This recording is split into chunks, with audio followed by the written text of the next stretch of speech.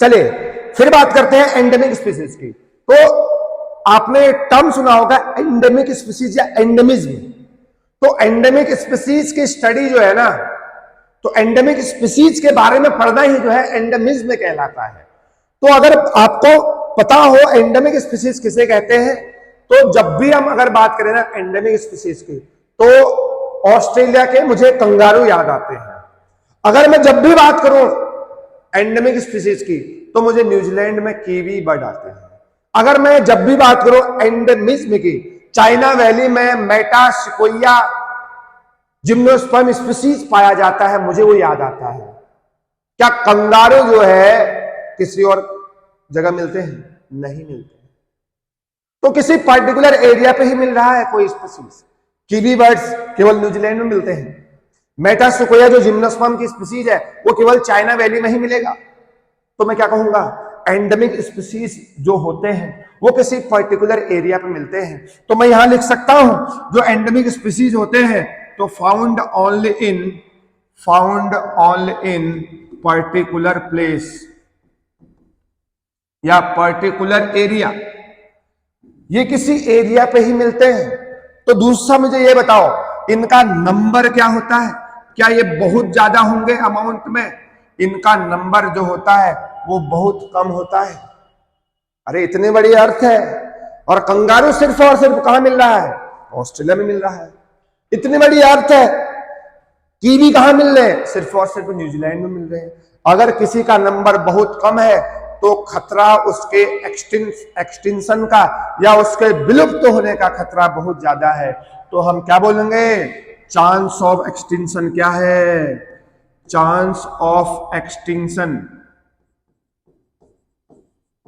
Is high. Chance of extinction is very high. तो अगर किसी स्पीसीज का नंबर बहुत कम है, वो या तो किसी पर्टिकुलर एरिया पर मिल रहा है, अगर मान लो बहुत बड़ा क्लाइमेट चेंज आ गया जो कि वहां के कंगारू स्पीसीज को ही जो है बहुत ज्यादा इफेक्ट करा है, तो इसका मतलब है कंगारू स्पीसीज जो है एक्सटिंक्ट होना स्टार्ट हो जाएगी।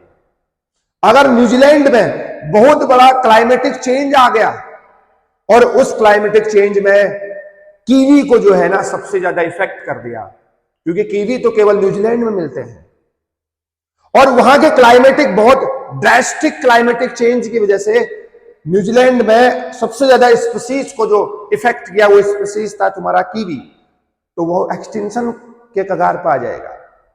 चाइना वैली में बहुत सारा क्लाइमेटिक, बहुत खतरनाक क्लाइमेटिक चेंज आ गया जो उस स्पीसीज को सबसे ज्यादा इफेक्ट किया, तो चांस ऑफ एक्सटिंक्शन सबसे ज्यादा है, क्योंकि मेटासिकोया और कहीं नहीं मिलता है, कीवी बर्ड्स या कीवी स्पीसीज और कहीं नहीं मिलती है, कंगारू स्पीसीज क्योंकि और कहीं नहीं मिलता है, तो चांस ऑफ एक्सटिंक्शन जो है बहुत ज्यादा कहलाएगा।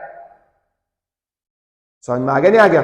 और अगर कोई पूछे ये एंडेमिक स्पीसीज का फॉर्मेशन कैसे हुआ है, तो आप बोल सकते हैं ड्यू टू कॉन्टिनेंटल सेपरेशन। कैसे? तो अगर इनका फॉर्मेशन की बात करें, हमें भी समझा देंगे आपको।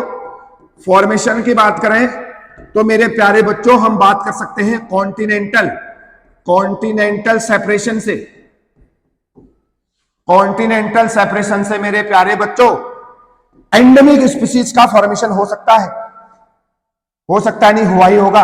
मान लीजिए शुरू में जब अर्थ बनी होगी, अर्थ के एक साइड मान लीजिए ओशन है, समुद्र है, और दूसरी साइड इंडिविजुअल रह रहे हैं, टेरेस्ट्रियल इंडिविजुअल्स रह रहे हैं। मान लो ए रह रहा है, बी रह रहा है, सी रह रहा है, डी रह रहा है और ई रह रहा है। इतने इंडिविजुअल है। ये अलग अलग स्पीसीज है।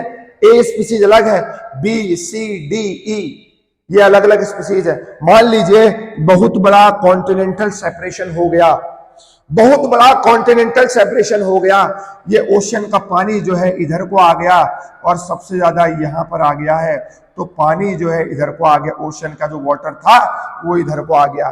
तो क्या नजर आ रहा है? कॉन्टिनेंट का सेपरेशन हो गया है। इसका मतलब ए ई जो इंडिविजुअल है वो अलग थलग पड़ गया ए बी सी डी से। समझ रहे हो? तो कॉन्टिनेंटल सेपरेशन से ई अलग हो चुका है। तो इस प्रकार जो है ऐसे ही ऑस्ट्रेलिया आप देखेंगे, ऑस्ट्रेलिया भी अलग ही है, न्यूजीलैंड भी अलग है। कॉन्टिनेंटल सेपरेशन से जो है एंडेमिक स्पीसीज का फॉर्मेशन होता है। तो ई अगर यहां पर रह रहा है तो ई ही है केवल। देखो देखो और जगह भी मिलते हैं थोड़े बहुत, लेकिन वो इंडिविजुअल क्लाइमेटिक चेंज की वजह से अपने आप में चेंज नहीं ला पाए, तो अपने आप एक्सटिंक्शन हो गए। क्योंकि यहां पर इनका ज्यादा नंबर है, लेकिन केवल ई ही मिलते हैं यहां पर। ई का नंबर ज्यादा है, और जगह ई का नंबर था लेकिन बहुत कम था, अपना नंबर नहीं बढ़ा पाए, एक्सटिंक्शन उनका वहां से हो गया। और ये स्पीसीज और केवल केवल और केवल जाके कहां रह गया, इधर पे जाके रह गया है, ऑस्ट्रेलिया में जाके रह गया है, इंग्लैंड न्यूजीलैंड में जाके रह गया है, चाइना वैली में जाके रह गया है। समझ में आ गया?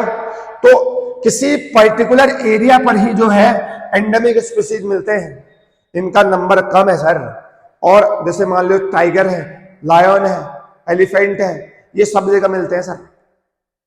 लेकिन कंगारू जो है केवल ऑस्ट्रेलिया में ही मिलेगा, न्यूजीलैंड में कीवी, चाइना वैली में आपका मेटा सिकोया। तो हम एग्जांपल अगर लिख दें, कंगारू ऑस्ट्रेलिया, कीवी न्यूजीलैंड, और मेटा सिकोया की बात करें चाइना वैली, यह आपके एंडेमिक स्पीसीज है। कौन सी स्पीसीज है? Endemic species. तो एंडेमिक स्पीसीज जो है किसी पर्टिकुलर एरिया पे मिलते हैं, इनका नंबर बहुत कम होता है। लायन नहीं कहेंगे एंडेमिक स्पीसीज है, वो कीस्टोन स्पीसीज। समझ में आ गया? चांस ऑफ एक्सटिंक्शन बहुत ज्यादा, क्योंकि पर्टिकुलर एरिया पे मिल रहे हैं। अच्छा, चांस ऑफ एक्सटिंक्शन कैसे होगा फिर? एंडेमिक स्पीसीज का एक्सटेंशन का चांस ज्यादा है, एक्सटिंक्शन का चांस, एक्सटिंक्ट होने का इनका जो चांस है वो ज्यादा है। इसलिए है, अगर मान लो ऑस्ट्रेलिया में बहुत बड़ा जो है, मैंने पहले ही बताया है, ऑस्ट्रेलिया में बहुत बड़ा क्लाइमेटिक चेंज आ गया है, और उस क्लाइमेटिक चेंज की वजह से कंगारू स्पीसीज को सबसे ज्यादा जो है अफेक्ट किया, तो उसके विलुप्त होने के चांस सबसे ज्यादा कहलाएंगे। ऐसे न्यूजीलैंड की बात भी कर सकते हो, ऐसे चाइना वैली की बात भी आप कर सकते हैं। तो एक्सटिंक्शन का चांस कैसे है मैंने आपको बता दिया, और इनका फॉर्मेशन कैसे हुआ होगा। कॉन्टिनेंट के सेपरेशन से ये एंडेमिक स्पीसीज का फॉर्मेशन हुआ होगा, ठीक है। और एंडेमिज्म जो है, एंडेमिक स्पीसीज के बारे में पता करना ही जो है एंडेमिज्म कहलाता है। तो आपको बात को समझने योग्य बातें हैं, यहां से भी जो है नीट में क्वेश्चन आया।